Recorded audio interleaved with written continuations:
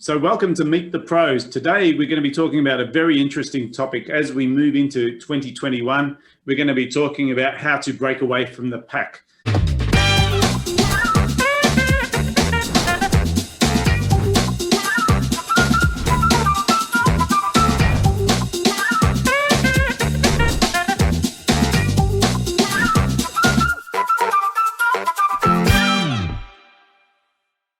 Welcome, guys. Thank you. Thank you, David. Thanks, David. So maybe we'll start with Robin. If you want to just give us a bit of a snapshot, who you are, what you do, and what your thoughts are about how do people break out of the pack in 2021? Yeah, sure. I'm Robin Hastings. I'm the founder and managing director of Pitch This. We help small, medium and large businesses to win contracts through tender. Yep. And what we're expecting to see in 2021 is a lot more competition out there. We think that there's going to be a lot more tenders released to the market after being held up during COVID, but also, you know, there will have been suppliers go out of business, and it's going to get a lot more competitive. So we're expecting a lot of activity in that space. Yeah, fantastic. Maybe we'll go over to George. Welcome to the call, George. Thank you, David. Look, 2021 has the advantage that the budget from last year handed down in October was very pro R&D, pro innovation. So this year it's time to break out all the stops to make sure that you're doing as much innovation as you can.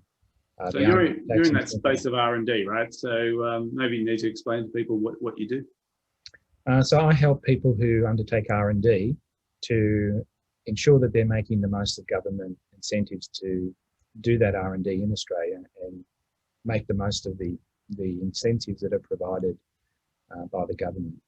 Right. I help you optimize your business processes so that you can make sure that your R&D processes are the best they can be for getting the most from the R&D tax incentive.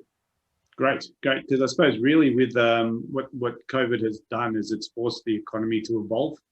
And when we talk about evolving businesses, a lot of R&D goes into that. So maybe people who weren't eligible for funding before might be eligible now? Look, there's a combination of people.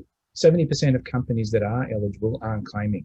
Wow. So there's a lot of people out there that could be claiming, and the climate is right to get that extra funding that you need to get your R&D done. Yeah, fantastic. And last but not least, Peter, welcome to the call. Thanks, David. So I'm Peter Burgess from Process Culture. My business is focused on sales process and technology consulting. So I really help businesses to automate their sales processes and to better manage their customer data. I think like 2020 was a period when a lot of people obviously had to rethink how they run their businesses. Yeah. And it may well have been in many cases that Christmas crept up very quickly, and you didn't actually have those systems in place for the growth in 2021. So what I'm really focused on with my presentation, in fact, what I'm focused on with my business is allowing businesses to actually automate as much as possible in 2021, so they can really capture the upswing in business in the next year. Yeah. Because I suppose we talk about breakout, and I think, you know, a lot of people sort of looked at 2020 as a year that shouldn't have happened and a year to forget. But I suppose the other side of that coin is it's been a very valuable year for the evolution of business and the way we think. Robin, and I'm sort of curious because I know a lot of the building industry thought they were going to be very negatively impacted by COVID, but it almost had a reverse effect, didn't it? Yeah, it has. I mean, it's just a really interesting time, I think, in terms of procurement. As I said at the beginning, there are, you know, some businesses that have either not made it or had to change shape. Yeah. But there's a lot of opportunity out there. There really is, and you know, there's a lot of government money being released, and yeah, I think it's an exciting year for business all around. Yep. So what's the number one tip you'd give to someone, you know, obviously in this arena where they are pitching, right? What's the thing you'd be telling them they need to look at as a priority? I think really, if they're not already bidding, then getting a government contract is probably one of the first steps to having some long-term revenue, locked away. And it tends to be often, if you get on a government panel, that's probably the easiest first step. Yeah. Yeah. So really, like, getting these contracts is about securing revenue into the future.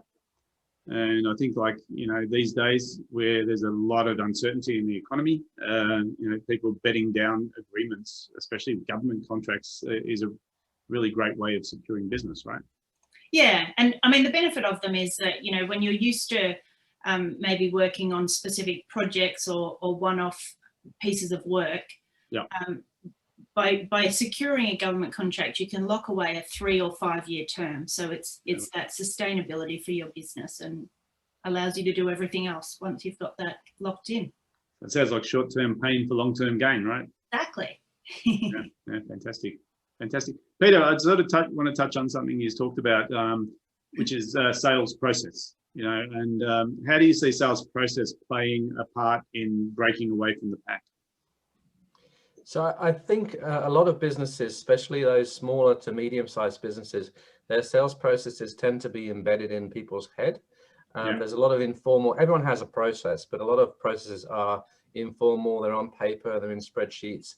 They could be as simple as the ad hoc process of transferring business cards from a networking event to a sales team member to follow up, and then reporting back to the boss on a piece of paper or on a spreadsheet as to how they've done with the follow-ups. Yeah. So I believe it's really important that we take those processes that people have, document them, and then try and automate as much as possible, so that they're actually, a lot of these processes are taking place inside technology rather than actually inside people, right? People's heads. Yeah. Okay.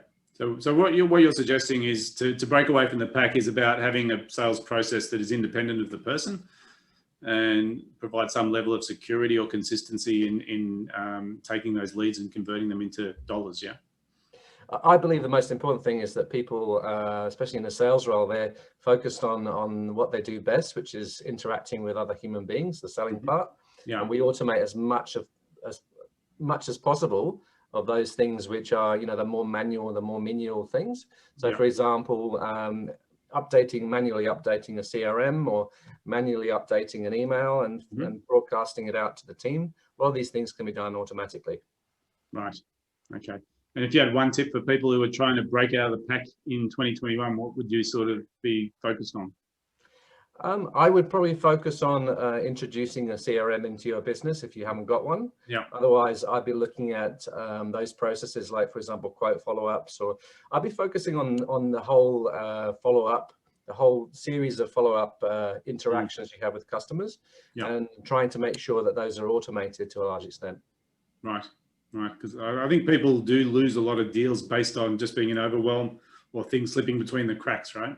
Totally. I think as you're probably aware, most deals only come around after you've had more than 10 interactions with a customer, more than 10 touch points. Yeah. So, and often, salespeople will only interact with a potential customer once or twice, and then they'll drop the ball. Right. So we need a system in place which guarantees that you're constantly interacting with that person, again and again and again, until the actual chance or the probability of converting a lead or a prospect into, or even an existing customer into a repeat customer, until that increases. Because if you just interact with them once and then you just leave it, the possibility of closing a deal is fairly vague, fairly mild, depending upon, of course, your relationship with that customer. If that's a great customer, long-term customer, then you maybe only need one phone call. If it's a brand new lead, you might have to follow up 20 times. Yeah. Yeah. There's an old saying, they used to say it takes 7 touch points for someone to know, like, and trust you. And I think unless it's automated, it's a lot of work. That's right, and that's why I think there's a mixture of technology and the personal and personal interaction. Right? I think there's no substitute for the phone. With a lot of customers, it's great to pick up the phone, especially in the consulting business. Right. But if you can't get someone to know, like, and trust you, it's very hard to close a deal. Yeah, fantastic. Now, I can't help, I've been thinking about what George said about 70% of people who are eligible for funding are not getting the money. Tell me more about that, George. Yeah, look, I think there's a misnomer that accessing funding like the R&D tax incentive is complicated. Yeah. And it is detailed, but it's not complicated if approached the correct way. So what we do is we have training and workshops that help people hone their R&D processes, the way they undertake the R&D, so that they naturally think about the R&D and document the R&D as needed by the legislation. And look, the legislation has a state-of-the-art process in there. So it's not a waste of money. It's not a waste of time to learn how to do it properly. But it also means that if you're conducting the R&D correctly, you're going to claim the most and get the most benefit out of the R&D tax incentive. How much are we talking about on average that people are missing out on for business? Well, people that are just not maybe investing $200,000 or $300,000 and not claiming their 43% that they can get back. So we're talking like somewhere between 100 and 150,000. Yeah, it can be as much as that. That's correct. And it's all because people think that it's too complicated. Yeah. And you know, what we're talking about here is literally money that you're leaving on the table. You don't have to generate another sale. You don't have to do anything differently. You're already doing the R&D. It's just that you're not claiming it or you're not putting an application in. Is that right?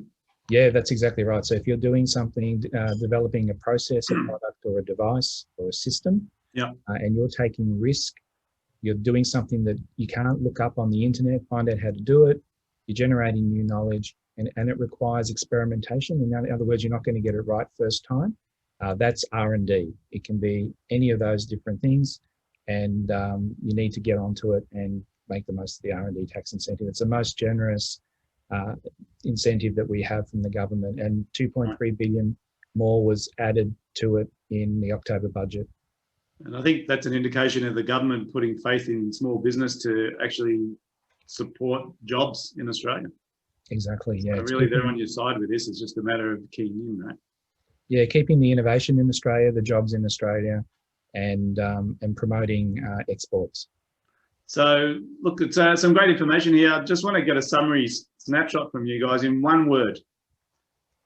If I say that 2021 is a year for a business to break out, what is the one word that you would sort of put forward? Let's start with Robin. Oh, it's a year of opportunity, I think. Yeah, because I think, you know, there's a lot of pent up business that's just sitting there to be waiting to be had, right? And if people aren't really focused on picking the right ones, I'll just get flooded with low profit business. Yeah. Awesome. What about yourself, Peter? One word. I was going to go with automation, but I think it's actually relationships. Relationships. So, yeah, I think this is the year for you to build those relationships. Yeah. You know, which will help your business succeed more in the future. It's fascinating you say that, because I know when COVID started and we asked people, you know, what did they learn personally out of COVID? They said the importance of relationships. Yep. And our relationships are more important than so many other things. And when we got put into lockdown, it was like, wow, all those relationships have now been sort of stymied and we need to do something to keep them going. So relationships, awesome. George, you've had time to think. What have you come up with, your one word for breaking out 2021? It's got to be innovate. It's the time to innovate. There's incentives for innovation. If you've been contemplating any product at all, any idea, any process, any system that you want to improve or do research into, now's the time to do it. The government is all geared up to help you along. Fantastic. So any last comments before we wrap up this call, guys? Any thoughts about breaking through in 2021 or breaking out in 2021? I think this year is a great year to set the foundation for the next 5 years. Yeah. So, you know, we've had a tough year in 2020. I think this is the year to really rebuild and break out. Yeah, fantastic. Yeah, a lot of companies have taken stock of their internal processes. The R&D process is one of those that needs attention. Get it honed, make the most of it, grow your business, grow your potential products and export us and whatever else you want to do with the products. Brilliant. Robin? Yeah, well, I think, as I said, it's really about locking away contracts that will help sustain that growth over the next few years. You know, if you can get some government or commercial contracts that are 3 or 5 year terms, then it allows you the freedom to sort of do all the other things. Yeah, absolutely. I think sometimes people underestimate the value of a contract. especially when it comes to business valuations or any sort of turmoil. Those sort of things can save you. Look, guys, I really appreciate your time. Thanks so much for your input today, and thanks very much. Thanks again. Cheers, guys. Thanks, David. David, thank you.